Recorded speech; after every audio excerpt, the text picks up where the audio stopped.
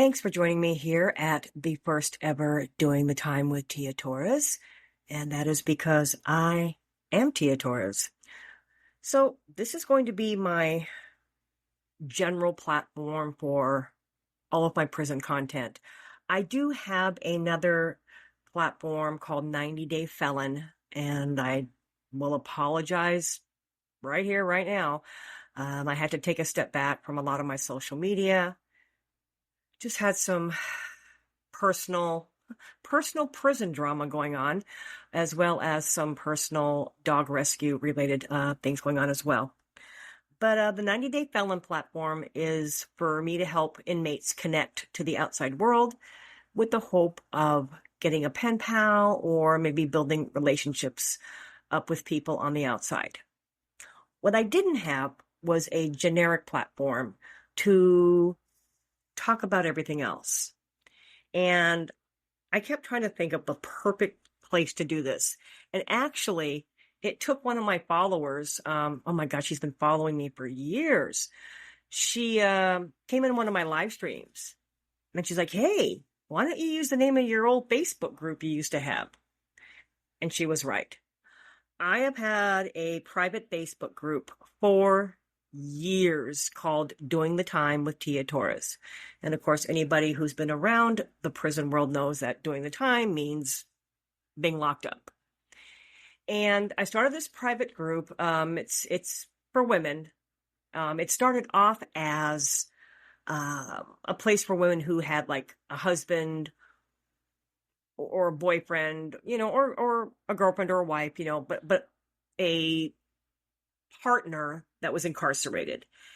And then I got asked by moms who had a child that was incarcerated. And then it expanded to more. It was women who had a parent incarcerated or a cousin that they were close with. So it became a safe spot, a safe place for all of the above. Now,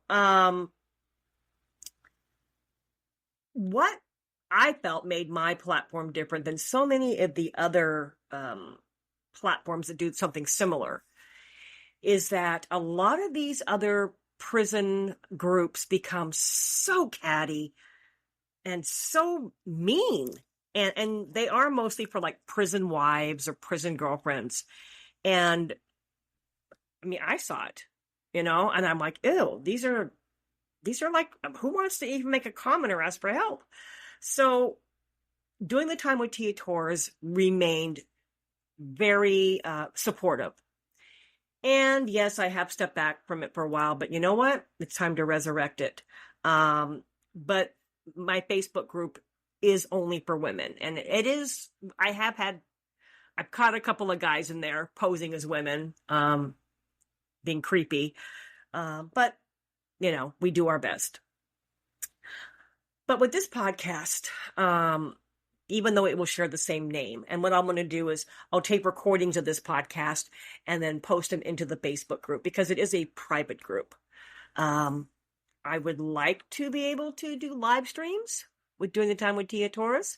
We'll see how it plays out. But I think that Doing the Time with Tia Torres is going to be a mixture of different things. For example, of course, prison relationships. I am working on a platform that allows people to call in like it's a radio station. And I can take your call live. We can have conversations as opposed to using like the chat that's off to the side. You see that on TikTok, YouTube, Facebook has it.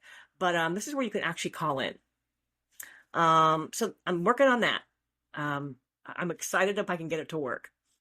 But we can talk about prison relationships, family members, who are locked up. And of course, like I said, your partner, your spouse, your loved one. And I will say, just real quick,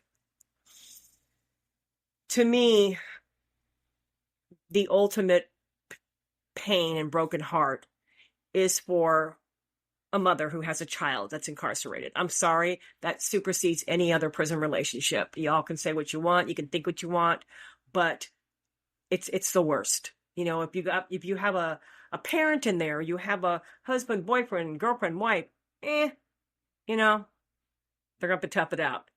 But your kid in there, it's a whole different ball of wax. I'm just putting that out there.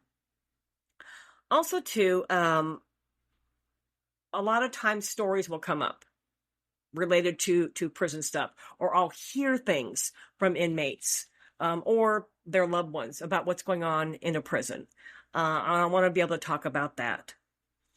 I have inmates that want to tell their story, or they want to discuss something about what happened to them, and they're not necessarily looking for a relationship. I have a lot of inmates that have written books that want to share their stories. I have an inmate currently who has a phenomenal story. It blew me away when he told me what he's dealing with right now. And he's trying to get a music career going when he gets out. But his story, and I may start with him. It's pretty crazy. And then, like I said, prison news. Things like, well, hell, the prison that we do our prison dog program out of in Pennsylvania, they're closing their doors. The entire prison's shutting down. It's just crazy. But it's going to be a heartfelt. It's going to be a serious place to come to. I know some of you have watched my 25 to Wife series, online series. That's me and my ex-husband, Tony, co-hosts. And, it's funny, it's silly, it's tongue-in-cheek. Doing the time with Tia Torres is not going to be that. About 2 weeks ago, I came across this TikTok account. I don't remember her name, but she was doing a live stream. And wow, she was angry. She was generalizing any man in prison and under the same umbrella. They're all there to scam you. They're all there to rip you off. You can't trust any of them. And I'm like, wow, like she seemed really angry. And then I find out she's a former correctional officer. Okay. So she sees them from a different point of view. I was going to go in there and just say, hey, this is how you feel about all of them? Because I know a lot of people who have gotten some really great relationships coming out of prison. But she was a little too angry for me to and I would rather have a conversation with someone like that, like talking, not through typing in a chat. Who knows? Maybe we will. But so there's things that even I want to talk about, and I want to hear feedback. And yeah, this is what Doing the Time with Tia Torres is going to be about. So I think I would like to kick off the first conversation, and I have a list. And this is a very I'm just gonna dive into it. What do you think? And you can leave comments, because I'm going to have this podcast on Patreon and it's going to be on my YouTube channel. I don't think I'm going to put it on Facebook. I think Facebook can't handle this. So we'll just leave it there for now. But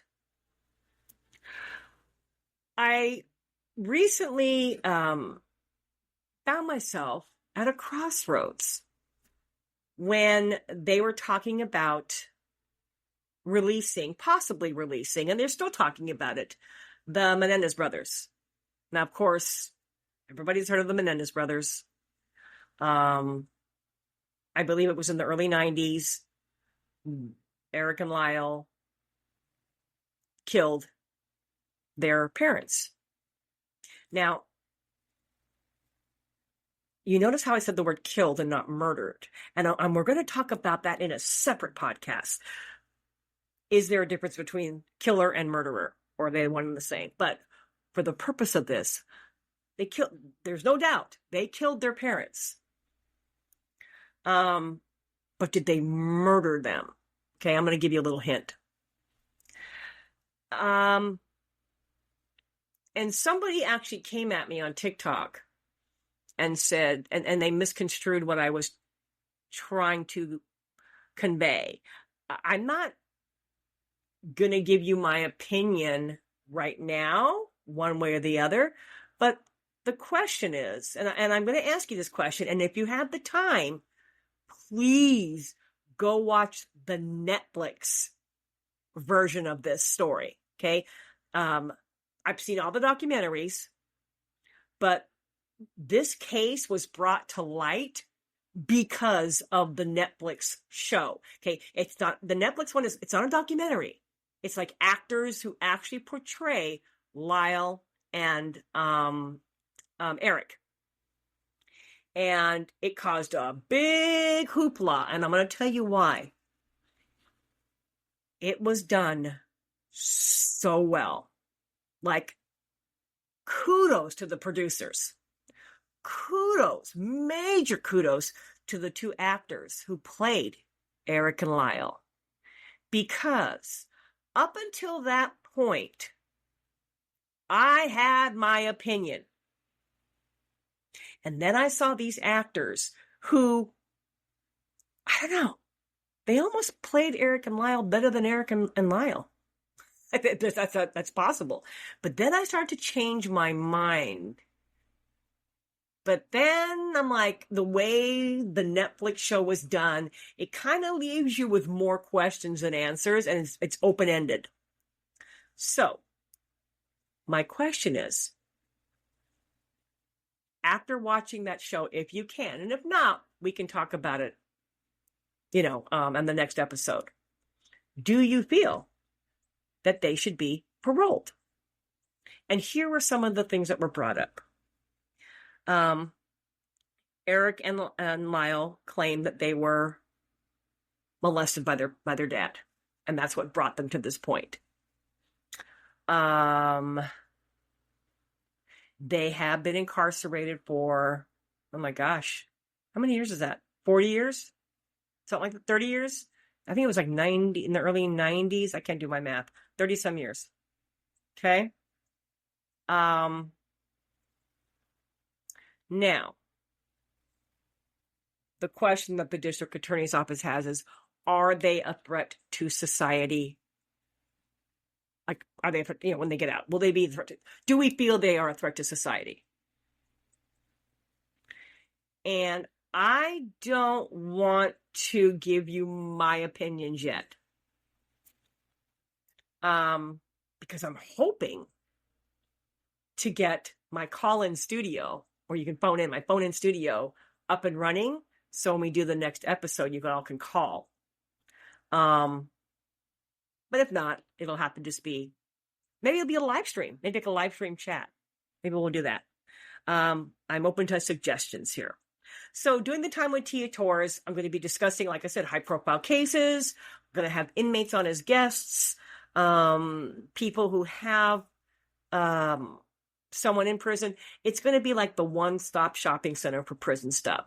And I'm hoping to make it, like I said, a podcast / possible live stream, a podcast / kind of like a radio station. But it's going to be a place for me to finally get all of my prison ideas and thoughts out, because I got lists of things that I've been wanting to talk about for a very long time. And thank you, Kim Gooch, for suggesting that we use During the Time with Tia Torres. I hope you hear this shout out. Okay. Well, so I guess on the next episode, we're going to talk about more about the Eric and Lyle Menendez case, and I'll hear your opinions, and you will hear mine. All right, everybody. I cannot wait. I can't wait. I just can't wait. All right. We will catch you on the next one.